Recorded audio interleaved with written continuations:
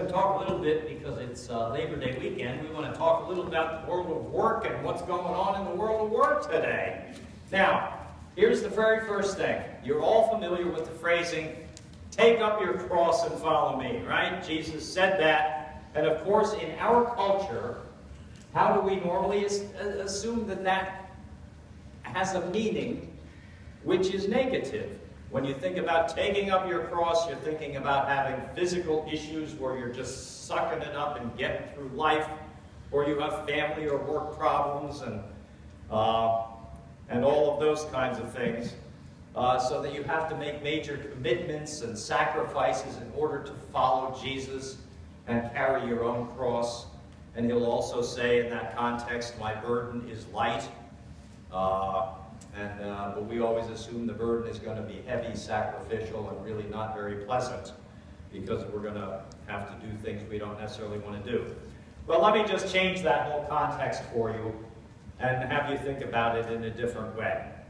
Supposing that the cross has nothing to do with A, handling chronic illness, or painful physical conditions, or difficult family or work relationships. And let's assume, which is, by the way, a good assumption for you to make as a Christian, that what Jesus meant was voluntarily, as a consequence of your faith and trust in Jesus, that you would follow him.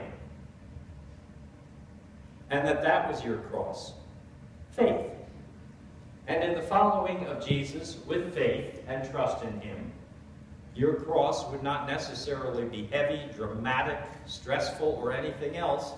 You're voluntarily taking on a way of living, of thinking about the decisions you're going to have to make, and the way you're going to behave. You know, as James, Jesus' brother, said, right, faith without works is dead. Martin Luther phrased it a little different way and said, faith is always active in love. All right? So that is what the meaning of carrying your cross is all about. The burden isn't necessarily heavy, but it is self-induced by you at the moment where you say, I believe. And then that becomes the time and the occasion when you begin to take a look at your daily work and your daily life and make the adjustments as they come along. So that we want to allow the whole of our lives to be shaped by the commitment which we have in faith to Christ. I saw stuff on TV this week. I was just so excited. Oh, I'm telling you, any of you who have dogs with long hair or girls with long hair.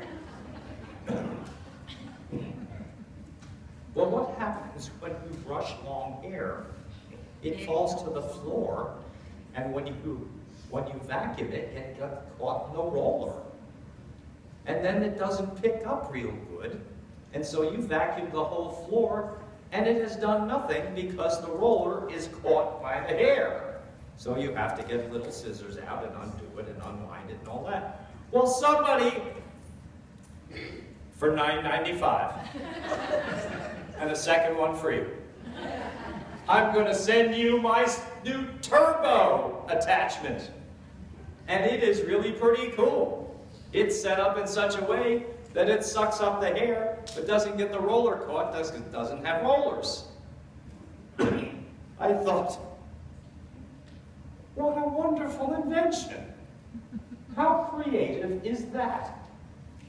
Do you realize how much time and energy whoever invented that thing took to just look at turbine engines and how they work and sort out how you're going to put that in a freaking vacuum cleaner attachment? I mean, that is creative by a biblical definition at the very least. The other thing I saw, which was very exciting, I saw ramen noodles, pork ramen noodles, with pork roast that you put in for a few hours into the oven until it just breaks apart. And you have pork ramen noodles, you put a garnish of some kind of green thing on there, solid, so that you can pick it off if you want to. And you throw some pork in there with it, and oh my gosh, it looked wonderful. I gave the recipe to Debbie, my wife, And she handed it back to me and said, you like it so much, you make it. So, okay, I'm going to make it. But, and I'm thinking it within the context of diners, drives, and dive-ins. Dive-ins, dives.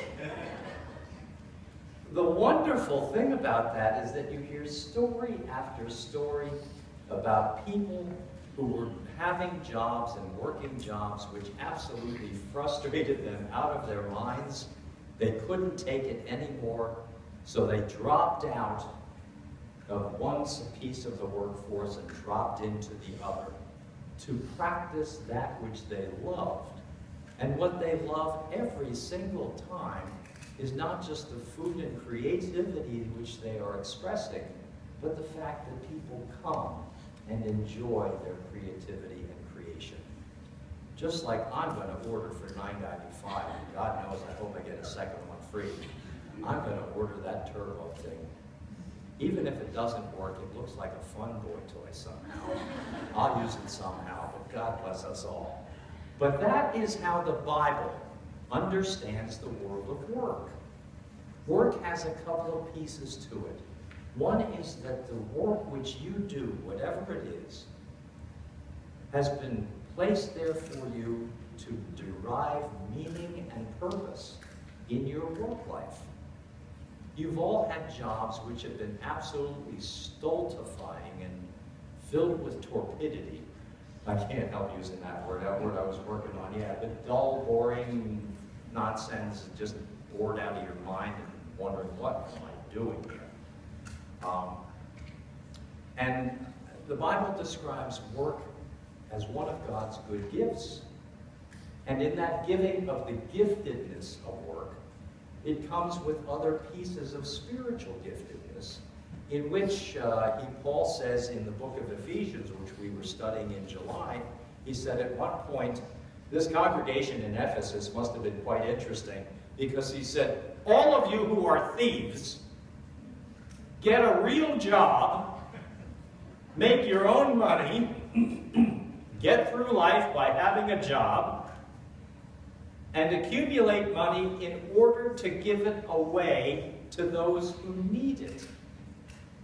And in the Bible, of course, that metaphor and image, which was used today, Liz, you read that, about the widows and orphans. Okay? There are other images that go with that helping kind of thing, too. So the Bible says, hey, when you go to work, you're working out of the creativity and imagination which God showed on the first days of creation.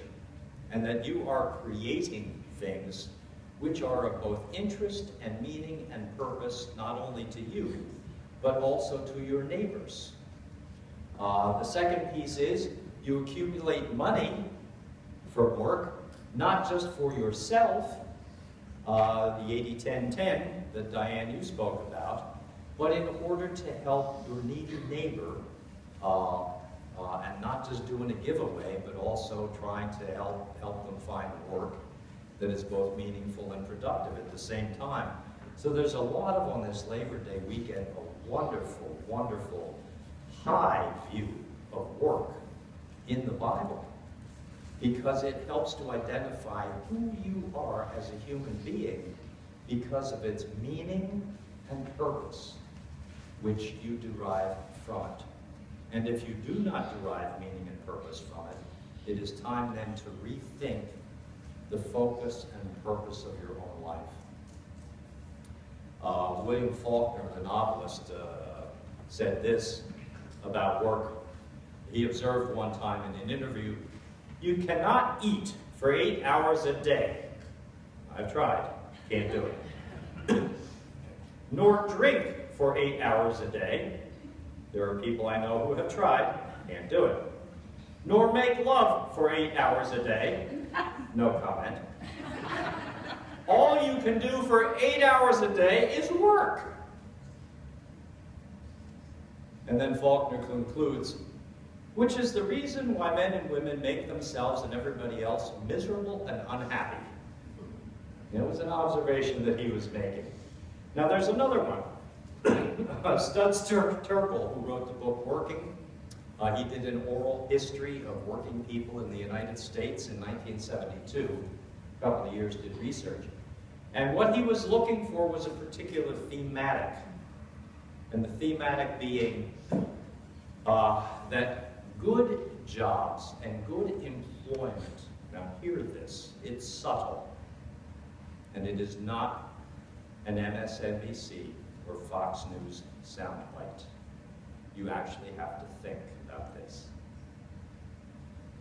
Employment transcends the actual monetary compensation that you receive for it. When you're talking about meaning. Got it? Not talking politics or sound bites here. We're talking actual biblical understandings how God created us. Which is pretty neat when you think about it. And I think all of you know in your own work life, you know when you're deriving meaning and purpose from what you're doing. It's always related to the other, the people that you're working with or the customers that you're serving. And Turkle summarizes this. It's a search, he says, for daily meaning as well as daily bread, for recognition as well as for cash, for astonishment rather than torpor. In short, for the sort of life rather than a Monday through Friday sort of dying. You see, that is what is occurring all over our country, in fact, all over the world right now. And that people are seeking meaning and purpose in their jobs. And they're caught in the whole issue of the meaning and purpose. Are they more highly valued and more important in life than monetary compensation? You don't always get both.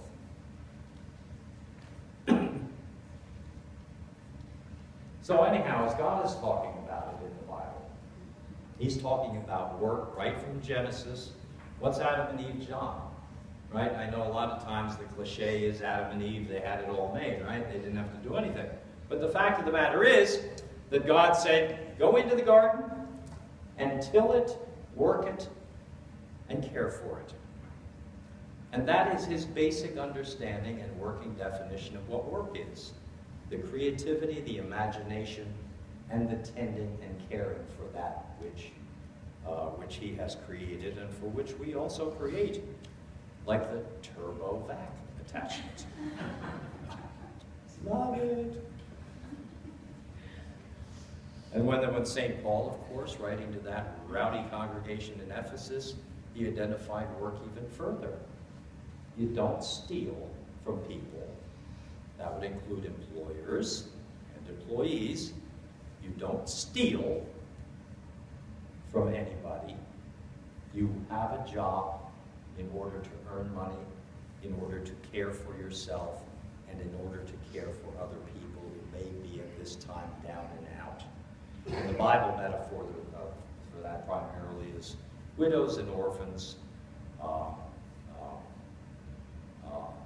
disease, demon possession, any of those kinds of things which can handicap our relationships. You'll notice it's all relational all the time. So that your work is all relationships all the time. The only question is whether they're going to be quality relationships or whether they're going to be stinky ones. And then he goes on and says, speak the truth, be kind, and forgive one another. And thieves give up stealing, labor, work honestly with your own hands, so as you have something to share with the needy. And that's what Paul did too. He was a tent maker, and that's what he did. Now he actually made tents. Okay, he was not doing a tent making ministry.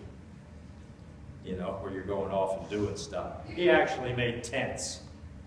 So he was busy at his variety of things and did a wonderful job with that. I think I mentioned to you the diners, drive-ins, and dives. With the pork ramen noodles and pork roast attached to that.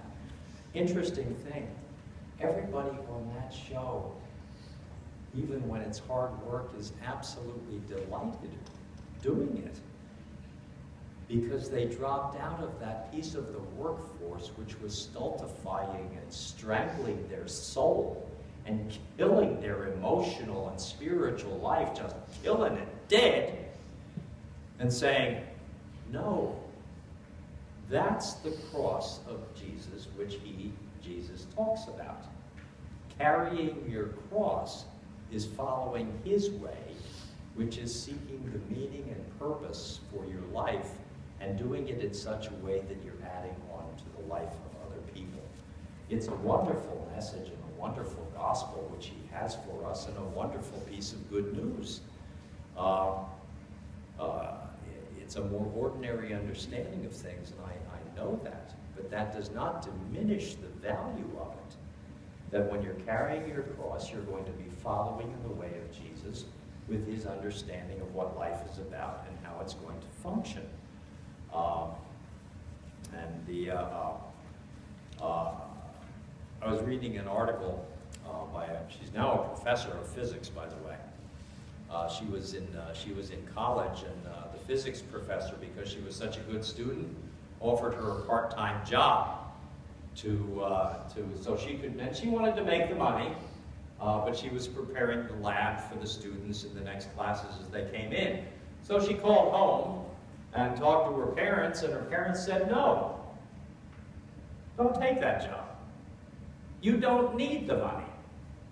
You study, but I want the job. It's recognition. I want it. I want to do it. And as her parents said, no, you don't need the job. There's other people in your class who really do need that job, who really do need that help with college finances. We're fixed, and we're okay, and you don't need it. Give it to somebody who really does need it. Now that's a very different way of thinking in our culture, and I know that. But as she was writing, it certainly started to make more and more sense about the nature of work and Jesus' understanding of work, and of course St. Paul's understanding of work in particular. That what matters is that we work mainly for meaning and purpose, and also for daily bread, but also in order to share it with other people. And as a physics professor now at a university, she has done that very, very nicely and pretty much follows the 80-10-10 rule. She actually goes over the 10% tithe and does more. Because she can. Because she's been brought up in the faith and understand that the more you are given, as Jesus understood it in when he talked about the stewards, you have been given a little and you have done a lot of good things with it. You're going to be given more because you're trustworthy. And trust is another word for faith. So that's the good news that we live with every day of our lives. We recognize meaning. We recognize purpose. We are given the backbone of faith to actually explore what that means.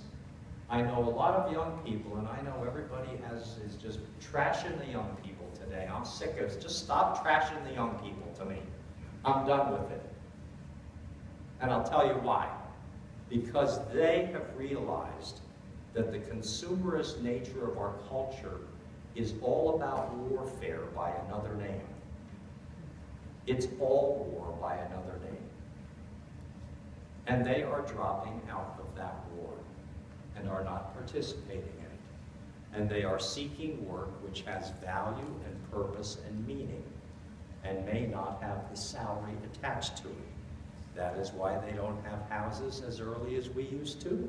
It's why they have to have roommates as opposed to having their own apartments. It's why they may resettle in urban areas because they can't afford a car. And it is why they're working 2 jobs instead of 1, and coming to terms with that. Because they want to work at work in which they're appreciated, and which give them meaning and purpose. And by God, I'm ready to go to be a barista. Is that what they call a Starbucks? That's going to be my second life. I finally decided what I'm doing with my life.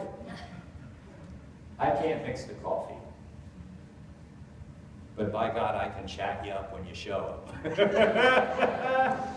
But you get the idea of on this day of labor, things you should be thinking about. Those of you who are retired, you're not without work. I know I cuss you out regular because when I try to call you, you're never home. That's because you are doing productive, meaningful, important work in your community. And that's what work is all about. So I would encourage you to carry your cross, following the way of Jesus. Think through what that means for you, and locate yourself in a place in which you can actually add something to the lives of other people. When Jesus died on the cross, the Bible speaks about that as the work of God, right? That was Jesus' work. His job was to bring the message of the gospel, the good news, to people, and then know he was going to be a dead man, and follow that through to the end, to conclusion, because it was doing the right thing. So he carried his cross, but you don't see him whining and complaining very much in the Bible, right? You got a little antsy there when he was hanging on the cross and said, Father, why forsake me? And then coming back and praying and realizing that God did not forsake him because he had time. He had time to think about his life on the cross ever so briefly and realized that it was filled with meaning and purpose. He did wonderful stuff, just like you do. Wonderful, wonderful ministries. That's the good news for us. That God has blessed us with both vocations, with skills, and with mindfulness. That you can think through the meaning of work. And whether it is enriching your life and whether it's giving you the opportunity to enrich the lives of other people.